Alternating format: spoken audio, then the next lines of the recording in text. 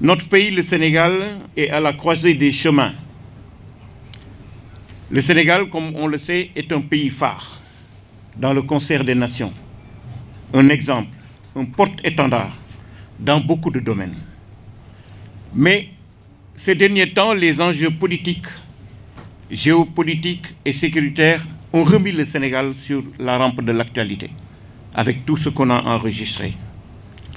La longue stabilité dont jouit ce pays, mais aussi la récente découverte des ressources naturelles et les soubresauts dont j'ai parlé, politico-sécuritaires, dans la région, appellent une nouvelle réflexion. Mais nous demandent aussi d'adopter une nouvelle posture en tant que Sénégalais. Parce qu'en Afrique, il y a une crise identitaire que tout le monde est en train de suivre. Après l'esclavage qui a duré 300 ans, la colonisation 150 ans, la néocolonisation 60 ans, on vit actuellement l'acculturation. Et c'est ce qu'il y a de plus mauvais. Donc, nous devons réfléchir sur notre manière d'agir, sur notre manière de faire. Parce que, comme le disait le professeur récemment, la théorie de l'homme nouveau est quelque chose qui n'a pas prospéré du tout. Mais ce qu'on doit faire, c'est un retour à l'orthodoxie, comme le disait un célèbre général sénégalais. Retour à l'orthodoxie. L'orthodoxie. Pour parachever tout simplement l'œuvre qui a été faite par les générations passées. Au Sénégal, on n'a pas de problème d'unité nationale, parce que le feu président Senghor s'est battu pour asseoir une unité nationale. Si vous vous rappelez bien, pendant la Fédération du Mali, c'est lui qui avait trouvé une analogie sur le plan patronomique pour dire que le Traoré, c'est Diop, Koulibaly c'est Fall, Sissoko c'est Gueye, etc. Alors que le Traoré du pays d'Ogon est très éloigné du Diop du Cayor. Mais ça, c'est le souci et vraiment le niveau de compréhension de l'unité nationale, parce que nous constituons une nation. Mais malheureusement, et il faut le dire, certains Sénégalais aujourd'hui sont inscrits dans un nihilisme permanent et aveugle. Ils disent non à tout. Et aussi une mythomanie gratuite. J'ose le dire, au Sénégal, on ment trop. Et on ment gratuitement. Mieux, malheureusement, le ministre et le professeur en ont parlé, le fait médiatique accentue cette crédulité négative et induit tout le monde et pousse tout le monde à une paresse analytique, sans limite. On ne réfléchit pas, on prend pour de l'argent comptant toute information qu'on reçoit et on la véhicule, on la propage en s'adressant à des masses sensibles. C'est extrêmement grave. Donc d'abord, je voudrais m'appesantir sur les valeurs citoyennes avant de m'épancher sur la posture du citoyen face aux agressions extérieures. Mais c'est quoi le citoyen? Beaucoup de Sénégalais se réclament de ce titre. Ils disent qu'on est citoyen. Parce que dans la rue, on vous dit « man citoyen sénégalais là ». D'accord. Le citoyen, c'est quelqu'un à qui on accorde le bénéfice de ses droits politiques. Mais ce n'est pas seulement ça. Si on accorde le titre à quelqu'un par rapport, comme j'ai dit, à ses droits politiques, on se réfère surtout à son répondant à l'esprit civique. La base demeure le respect des lois, le respect des règlements. Et ce respect des lois et des règlements a pour essence de garantir à tout le monde les libertés, les droits et la sécurité. Ça, c'est avéré. Parce qu'un étranger, on ne dira pas de lui qu'il est citoyen sénégalais.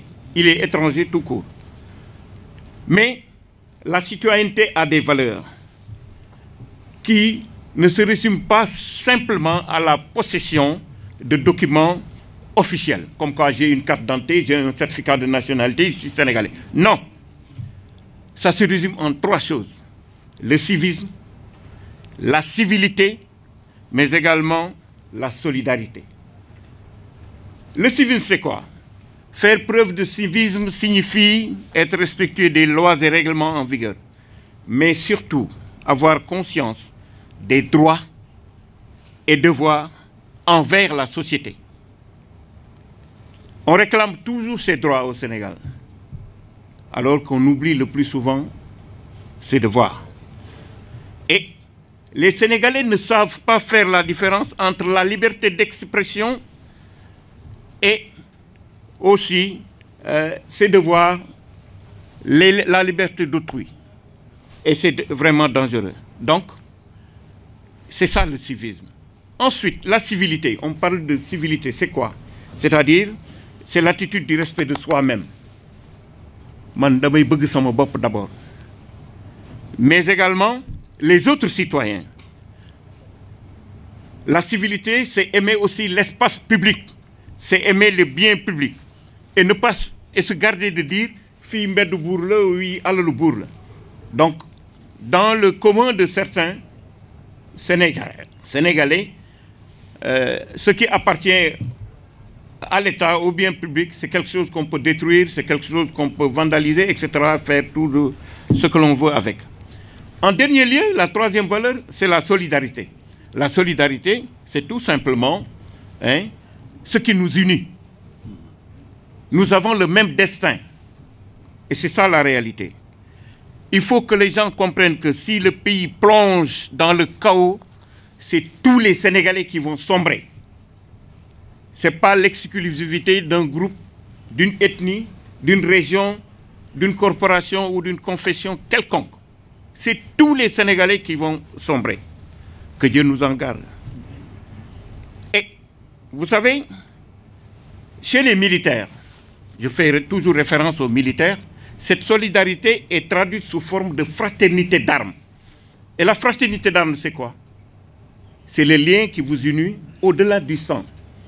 Quand un camarade tombe sur le terrain, sur le théâtre d'opération, c'est un autre qui, au prix de sa vie, va le porter sur son dos pour l'extraire des lignes ennemies. Alors qu'en réalité, vous ignorez même le nom ou l'appartenance ethnique religieuse. Dans l'armée, il n'y a pas de catholiques ou de musulmans, de sérères ou de tout couleur. Tout le monde porte la même tenue et nous avons le même dessein.